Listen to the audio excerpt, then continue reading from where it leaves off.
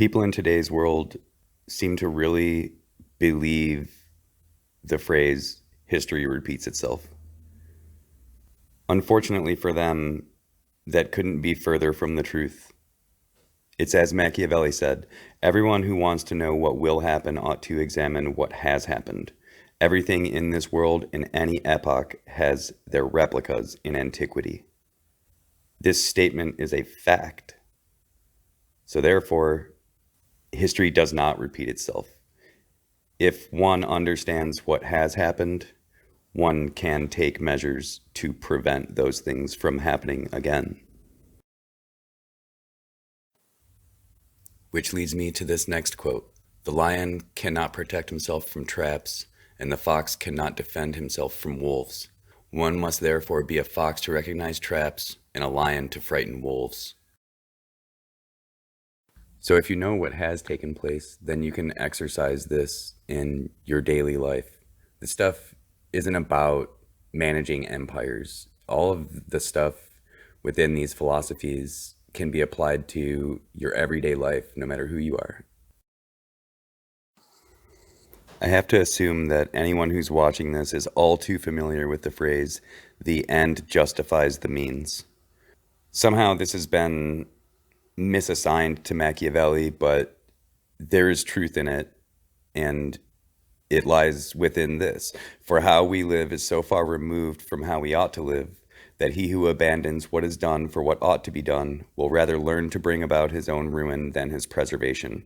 A man who wishes to make a profession of goodness in everything must necessarily come to grief among so many who are not good.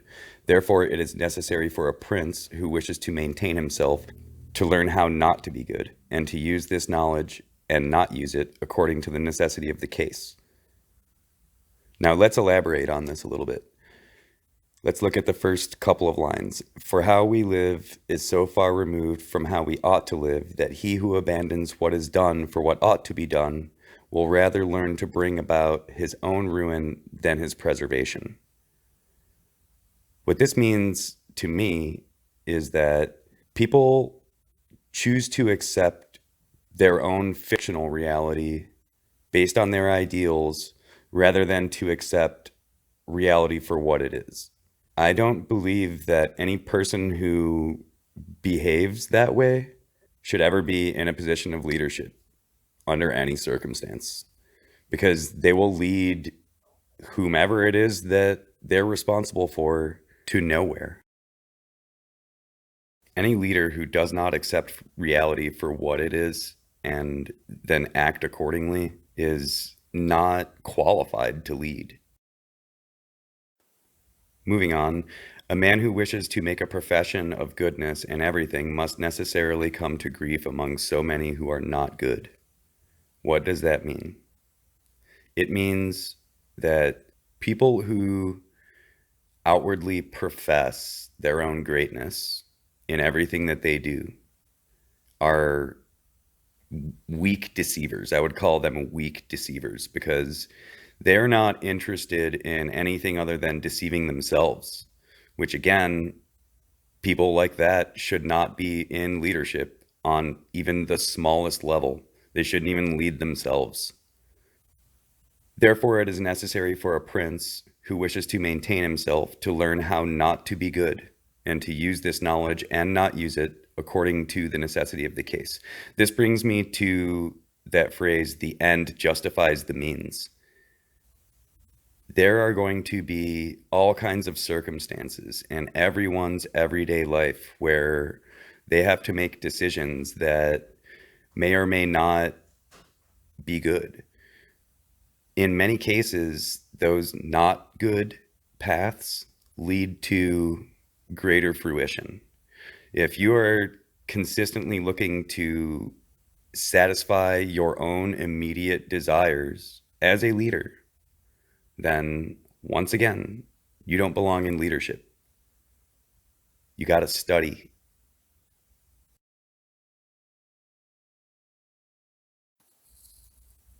A wise man ought always to follow the paths beaten by great men, and to imitate those who have been supreme, so that if his ability does not equal to theirs, at least it will savor of it. Let him act like the clever archers who, designing to hit the mark which yet appears too far distant, and knowing the limits to which the strength of their bow attains, take aim much higher than the mark, not to reach by their strength or arrow to so great a height, but to be able to aid of so high an aim to hit the mark they so wish to reach. You're not going to carve your own path. You'd either be arrogant or undereducated if you think you're going to. There are 8 billion people alive right now, not to mention how many have passed on. Do you think your ideas are purely original? Because they're not. So again, act accordingly. Follow these great examples of these men who, within our written history, have accomplished ultimate greatness. That way, you can at least have some semblance of greatness about yourself as a leader. If leadership is your objective, anyway. I find that many people in leadership aren't concerned with leadership itself. They are concerned with the office and not the outstanding Ricky Gervais creation, but rather the office itself. They assume that the office is graced by their presence. That is not the case. They are graced by the opportunity to fill the office. The office is going to continue to exist with or without whomever. And that's just how it is. That's accepting reality for what it is. So a prudent man needs to understand that. I believe that these lessons in leadership are of vital importance to the state. If you agree, then click that subscribe button and that bell notification so that I can proceed. And let me know in the comments if there's any certain philosophers that you'd like me to elaborate on. I'd be happy to do so.